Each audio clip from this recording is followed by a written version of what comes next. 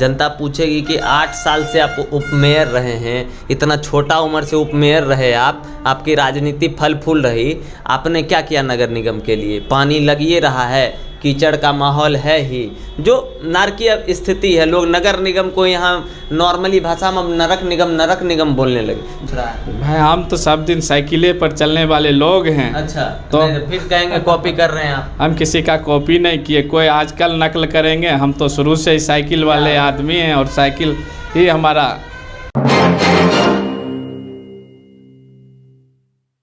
जी नमस्कार, स्वागत है आपका। मैं हूं अविनाश भट्ट, आप देख रहे द न्यूज़ हॉल्ट। और माहौल थोड़ा पॉलिटिकल है, बिहार में ही पॉलिटिकल है और बेगूसराय की तो बात ही अलग है।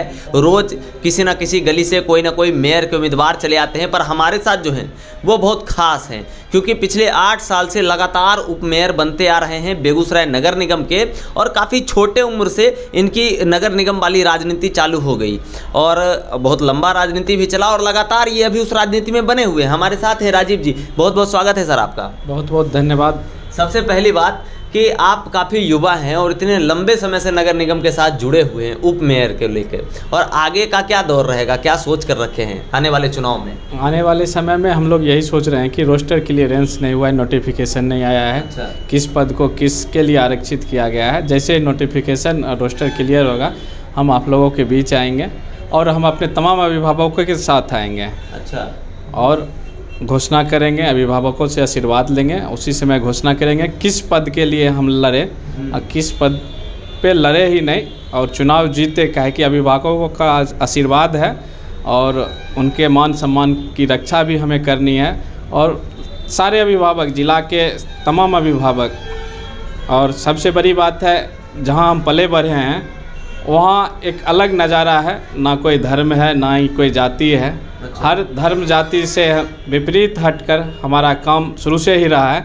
सारे धर्म और सारे जातियों के तमाम अभिभावक मित्र, हमारे छोटे भाइयों का प्यार आशीर्वाद हम पर बना हुआ रहे, उनका विश्वास लेके ही आगे बढ़ेंगे। जो उड़ती खबर आ रही है रोस्टर वाली नोटिफिकेशन की, जहां तक आप बात कर रहे हो, उसमें बताया जा रहा है कि जो मेयर के दावेदार होंगे, मतलब अभी आधिकारिक घोषणा नहीं है सर, मैं आपको बता रहा हूँ गुप्त सूत्रों के हवाले से जो हम लोगों के पास खबर आती है उसके हिसाब से, कि जो मेयर कैंडिडेट होंगे वो जनरल कैटेगरी से होगा, जो उप मेयर होगा वो उसका सर थोड़ा कुछ जो आप सोच रहे हैं? नहीं, पहले भी जो महापौर हुआ करते थे समान कैटेगरी से ही थे, उप महापौर भी समान कैटेगरी से ही थे। इसीलिए हम आपके चैनल के माध्यम से, अन्य चैनलों के माध्यम से यही कहते हैं कि रोस्टर क्लियरेंस होने के बाद किस पद पे लड़ेंगे। हो सकता है कि महिला आरक्षित हो जाए, पिछड़ा वर्ग का हो जाए या दलित कैटेगरी में आ जाए, तो इसलिए हम अपना कोई बात इस तरह का नहीं रख रहे हैं। या वो जो बाहुबली वाला जो बात होता है कि हम ये लड़ेंगे ही, ये जीतेंगे ही, ये करेंगे ही, उस तरह की कोई बात नहीं है।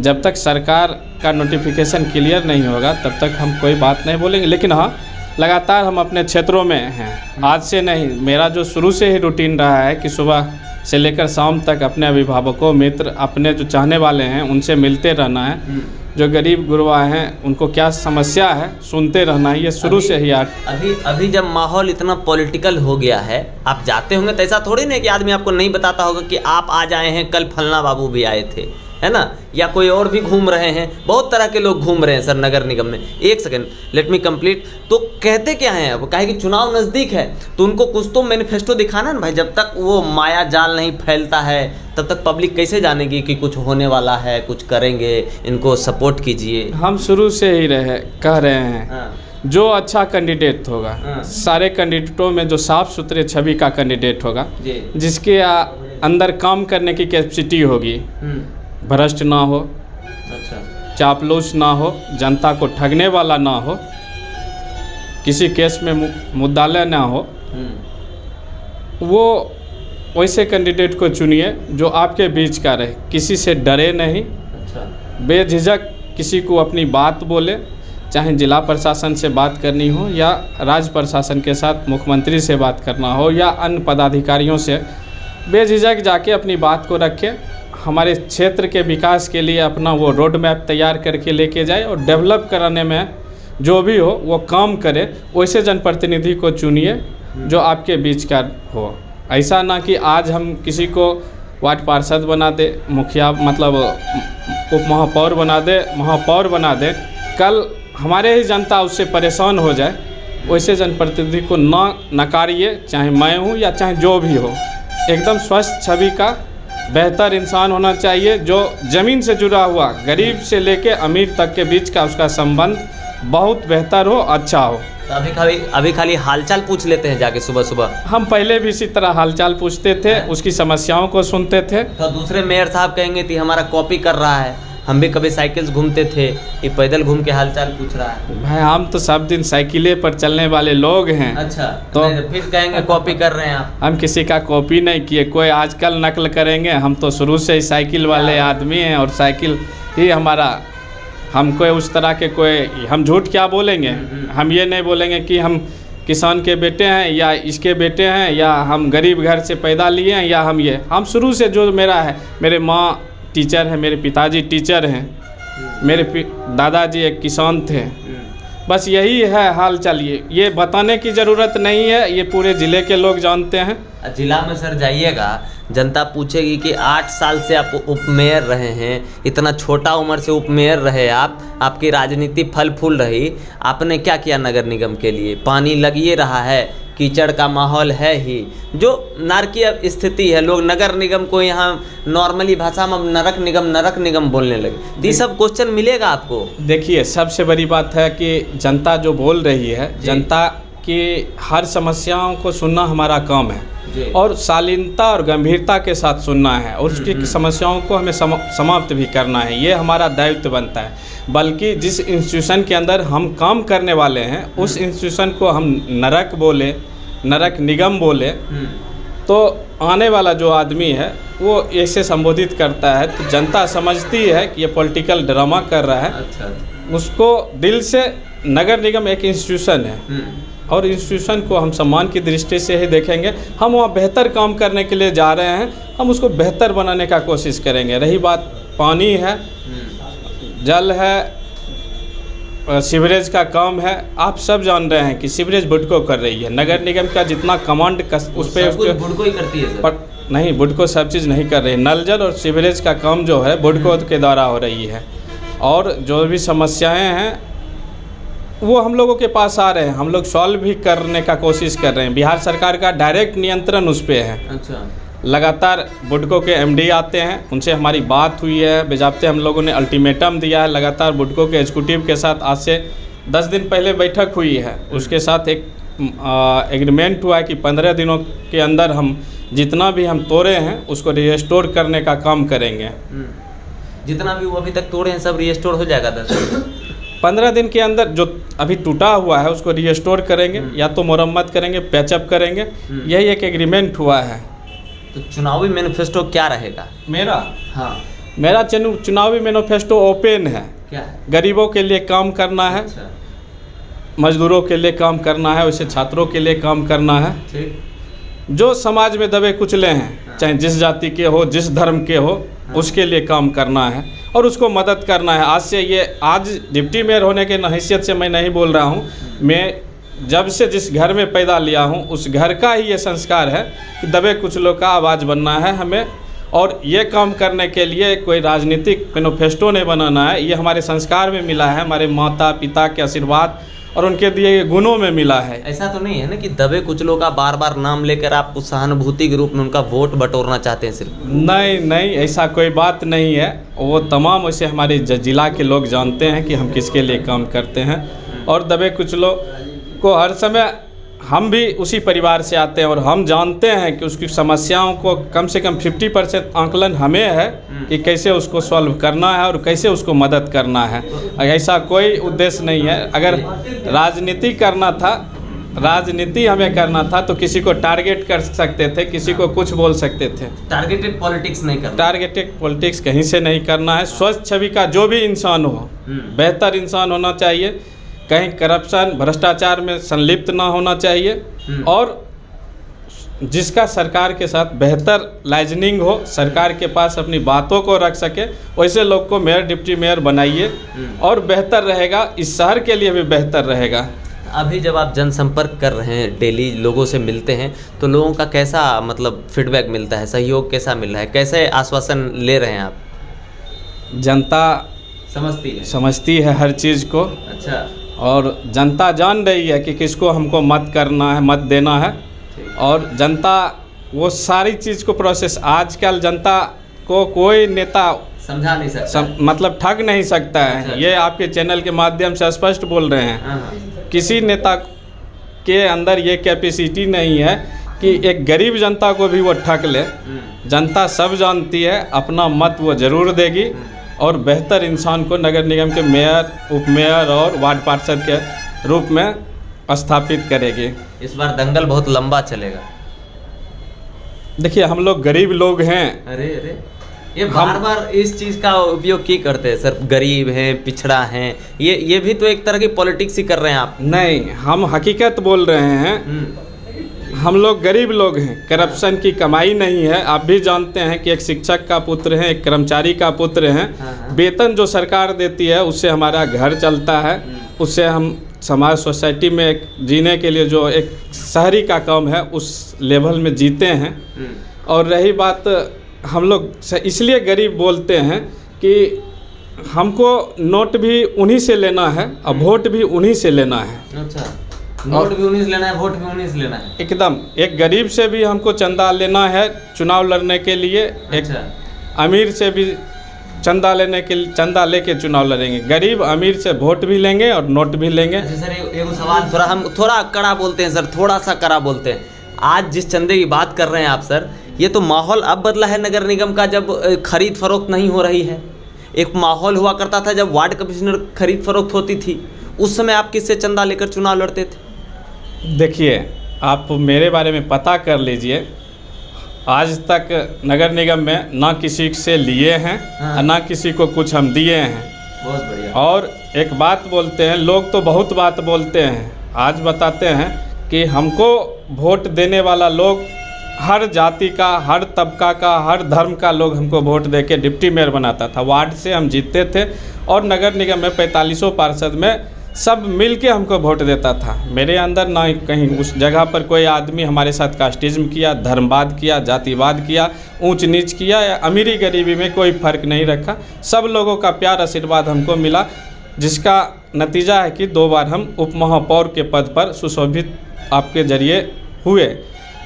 हमसे तो ज़्यादा वहाँ अमीर लोग थे, हमसे ज़्यादा पैसा वाले थे। आप जो बोल रहे हैं कि पैसा का लेन देन होता था, तो वो लोग बन जाते, डिप्टी मेयर बनना ही था। तो इसका मतलब नहीं होता था। हम स्पष्ट आपको बोलते हैं कि पैसा का लेन देन ना हम दिए किसी को, ना ही हम किसी से लिए। ऐसा होता तो था सर? हमारे नज़र में यहाँ नहीं होता था। सरकार को हम साधुवाद देते हैं स्पष्ट रूप से कि उन्होंने स्पष्ट रूप से एक गरीब को बेटा को भी वहाँ बैठने का मौका दिया। एक अमीर के बेटा में भी अगर जनता के प्रति हमदर्दी होगा तो वो भी बैठेगा, गरीब का बेटा भी बैठ सकता है। जिसका अच्छा पब्लिक रिलेशन होगा वो वहाँ मेयर, उपमेयर, वार्ड पार्षद पद पर जाके सुशोभित होगा। आखिरी सवाल, अब दोबारा उसी पद पर बैठने के लिए ये गरीब के बेटे फिर से संघर्ष करेंगे?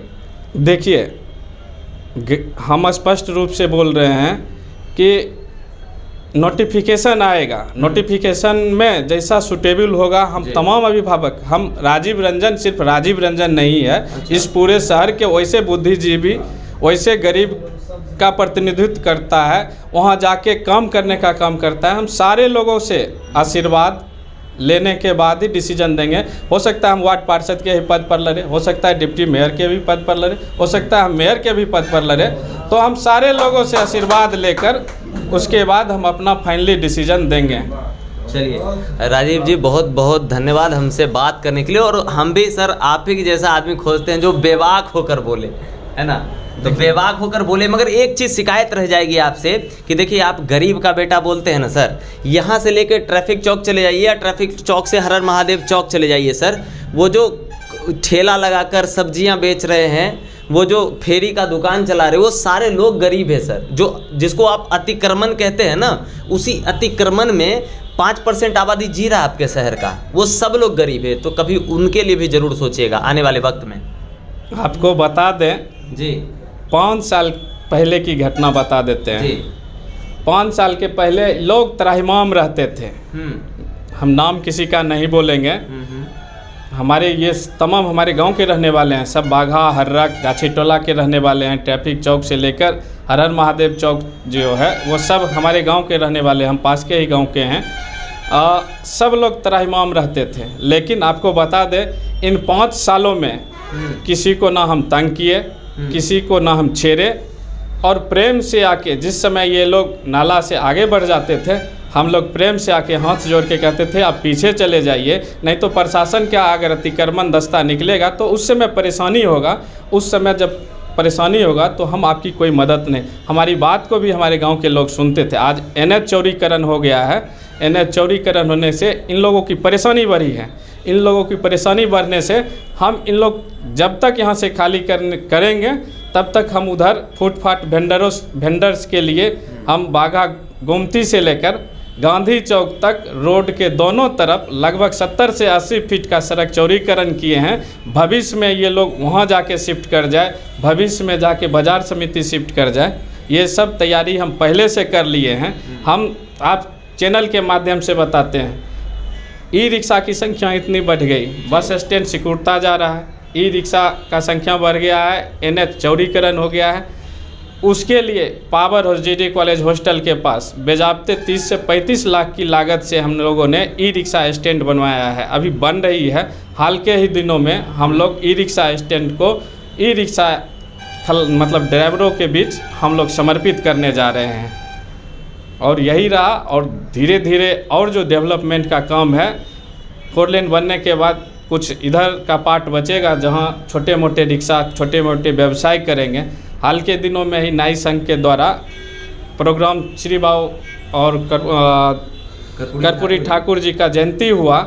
उस जयंती में भी हम लोगों ने बोला है कि सारे लोग को व्यवस्थित करना है। लगभग 4200 आदमी को हम लोगों ने रजिस्टर्ड किया है, फुटपाथ वेंडर्स के लोगों को, और लगभग 1000 आदमी को 10,000 रुपये हम लोगों ने लोन के किस्त के रूप में उनको दिया है नगर निगम से। और लगभग 25 से 30 आदमी ऐसे हैं जो वो किस्त पूरा कर लिए हैं, उनको 20,000 की राशि उनके खाता में नगर निगम के द्वारा डालने का काम किया है।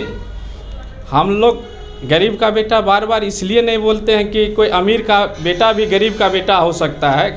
हो सकता है कि कोई चाय बेचने वाला का भी बेटा मेहनत करके आगे बढ़ सकता है, कोई लिट्टी समोसा बेचने वाला का भी बेटा मेहनत करके आगे बढ़ सकता है। धीरू भाई अंबानी के बारे में कहा जाता था कि पेट्रोल पंप पर पेट्रोल भरा करते हैं। हमारे देश के प्रधानमंत्री चाय बेचते थे, ये हम नहीं बोल सकते। वो प्रधानमंत्री खुद कथित रूप से कहते हैं। नहीं, मतलब जो विकिपीडिया है अंबानी परिवार का, उसका बोले, कुछ ऐसे भी हैं जो आगे बढ़े हैं, तो उनको फीलिंग होगा, पुराने आदमी हैं, उनको फीलिंग होगा कि कैसे गरीब भी में जीकर आगे बढ़े हैं, तो उनके बारे में ज़रूर कोई सोचेगा। बेहतर इंसान को चुनिए, आपके चैनल के माध्यम से कहते हैं, और बेहतर इंसान को चुनिएगा तो बेहतर शहर बनेगा, यही हम कहेंगे आपके चैनल के माध्यम से।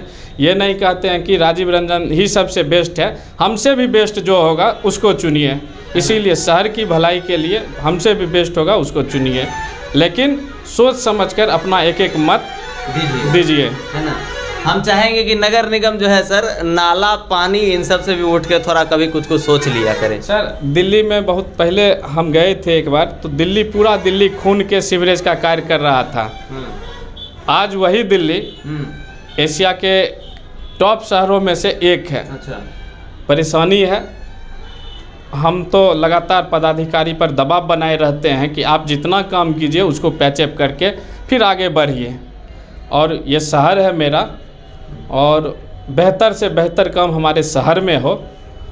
और धीरे धीरे प्लानिंग और भी है हम लोगों के मन में कि नगर निगम को और विस्तार किया जाए, और स्मार्ट सिटी का दर्जा जो हम लोग चाह रहे हैं कि बेगूसराय को भी, और आश्वासन भी मिला है कि अगले फेज में स्मार्ट सिटी में बेगूसराय भी आएगा। स्मार्ट सिटी के रूप में आएगा तो बेहतर लगेगा, योजनाओं की बरसात होगी, और छोटे मोटे जो योजनाएं हैं, अन्य तरह की जो डेवलपमेंट का वर्क है वो सब भी होगा।